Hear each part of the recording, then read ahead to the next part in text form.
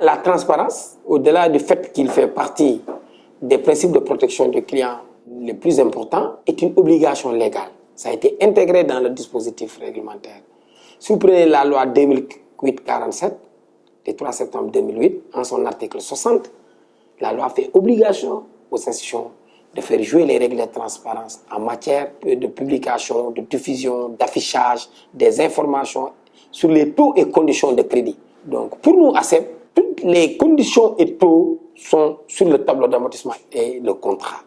Que ce soit le montant, la durée, le différé, le taux effectif global applicable pour un prêt spécifique. Mais auparavant, avant que le client ne s'engage, ordre est donné à l'agent de crédit de lui faire des simulations.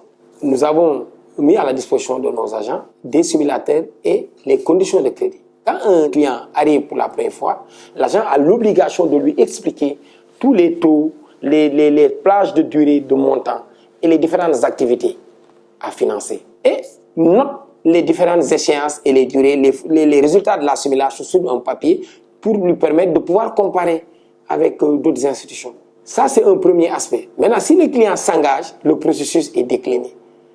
Si le crédit est validé par le comité de crédit, le chef d'agence signe le contrat et le tableau d'amortissement et le remet au juriste qui appelle le client.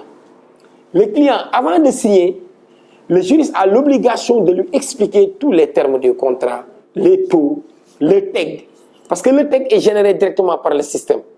Donc, si le client voit que ce que le prêt réel a donné est conforme aux simulations de départ et ce qu'il avait projeté, il signe. Sinon, il est libre de ne pas signer.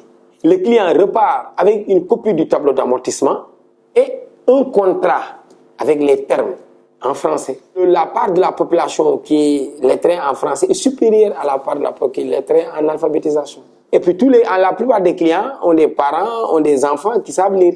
Il n'y a pas une grande campagne d'alphabétisation en langue locale. Tout au plus, les clients savent lire en arabe. Parce que la plupart des clients de l'informel viennent des madrasas. Transcription arabe, quoi, Wolof, en transcription arabe. Ils pourront lire. Mais ça n'est pas le problème. Pour nous, le problème, c'est l'institution doit être responsable. Le principe de transparence doit être un principe qui doit entrer en jeu dès le premier contact avec les clients jusqu'au financement. Dans cet environnement concurrentiel-là, si les institutions ne travaillent pas dans une approche orientée client, dictée par la demande, tôt ou tard, ils vont s'éclipser.